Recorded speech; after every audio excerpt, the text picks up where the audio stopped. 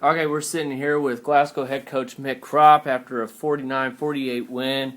Glasgow over Cairo, and Mick, just kind of talk to us a little bit about what you saw there in that final minute, because that was some pretty exciting basketball we got to see. Well, we didn't do a great job of executing in the game situation the last minute. We had a couple of costly turnovers that gave them the opportunity to get back in the game. But, the kids were able to execute the last in the game situation, and that was Blake bringing the ball all the way up the floor, down by 15 seconds to go, and was able to finish at the basket. And then we hung on with the last second three-pointer bouncing off the rim. And again, I mean, whenever you hear Glasgow, Cairo nowadays, there's no way either team's going to win by 10 points net. It always seems like it's going to come down to the wire. Tonight was no different. Just talk about the ups and downs over that final minute, because with 30 seconds to go, you're up by 1.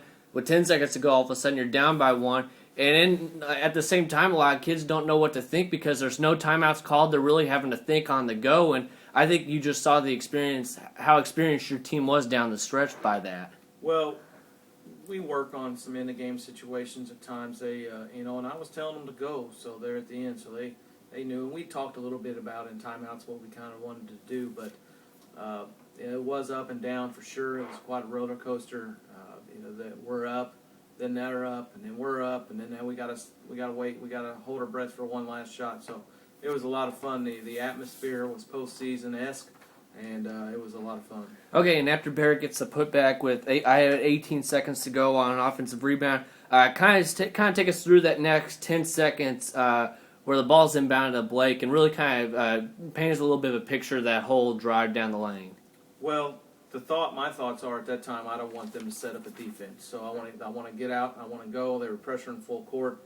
We got the court, an open, broken court, and at that time it's get to the basket. They don't want to foul, try and get a layup. And then if we miss, it's still a broken court, go to the rim, get offense rebounds, get a stick back. And, last year we had a situation with Meadville where we got the stick back and won, and this year we won on the original shot, the layup from Blake. So it worked out for us tonight. Tells me we need to work on in-the-game situations a little bit more. And again, a great game from Blake. I think he had 21 or 22 last week against Brunswick. This is a kid who, for a freshman, he's feeling more and more confident to step up in the clutch and kind of act like a junior or senior on this ball club. I think the Slater tournament helped him out quite a bit. He played against awful good competition, and he had a game against Santa Fe where he struggled, but I think that has made him better. Anytime anybody asked me through the summer and early in the season how we were going to be, I said I think we're going to be pretty good. I think by the end of the season we're going to be all okay. I didn't know how we were going to be at the beginning with a freshman point guard, but I thought once he went through the rigors of the season, he was really going to help us. And I remarked to myself tonight that when he made a play at some point, I can't remember exactly when it was, but I thought he really has turned a corner. And so we'll have to keep going because it's still going to have some ups and downs. And another player, your leading scorer, Reed Littrell, with 15 points. This is a kid who hasn't played the past game and a half after having an injury in the Bramer game. Not the easiest games to kind of come back in because you almost need him on the court as often as possible, depending on what kind of foul trouble he's in. Really, I thought he was a great force in the beginning. You all were able to get the ball inside to him quite often. And with Dylan all over the Roberts kid, it was really on Reed to kind of pick up the boards whenever he got the opportunities. Yeah, Reed's really doing a nice job of battling and playing hard right now, and he works hard. And when he got the ball around the basket tonight, he really finished well, made his free throws, I thought, really well tonight.